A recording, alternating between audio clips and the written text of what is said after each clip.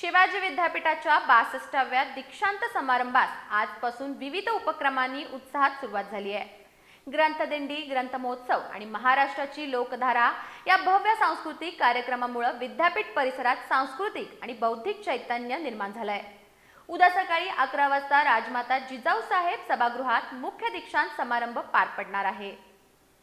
शिवाजी विद्यापीठाच्या 62व्या दीक्षांत समारंभाच्या निमित्तानं आज ग्रंथदिंडी आणि ग्रंथ महोत्सवाचं आयोजन करण्यात आलं। कमला महाविद्यालय इथून कुलगुरू डॉक्टर ज्योती जाधव यांच्या हस्ते ग्रंथ पालखीचं पूजन करून ग्रंथदिंडीला सुरुवात झाली। पालखीमध्ये भारतीय संविधान, सार्थश्री ज्ञानेश्वरीसह आधुनिक विज्ञानावरील ग्रंथांचा समावेश होता। टाळ मृदुंगाच्या गजरात प्रबोधनपर घोषणांसह ग्रंथदिंडी राजारामपुरी मार्गे विद्यापीठ परिसरात दाखल झाली। विद्यार्थ्यांचा उत्स्फूर्त सहभाग, राष्ट्रीय सेवा योजना स्वयंसेवक, एनसीसी विद्यार्थिनींचे संचलन आणि ढोल ताशा लेझिम वादनानं दिंडी अधिकच रंगली।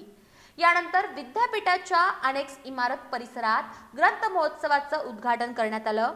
या महोत्सवात 19 प्रकाशक आणि ग्रंथ विक्रेते सहभागी झाले असून हजारो ग्रंथ वाचकांसाठी उपलब्ध करून देण्यात आले आहेत।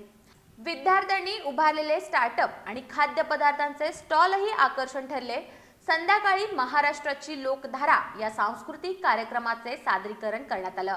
गणेश वंदनेपासून ते शिवराज्याभिषेकापर्यंत महाराष्ट्रातील विविध लोककला, नृत्य प्रकार आणि मर्दानी खेळांचं उत्कृष्ट सादरीकरण विद्यार्थ्यांनी केलं।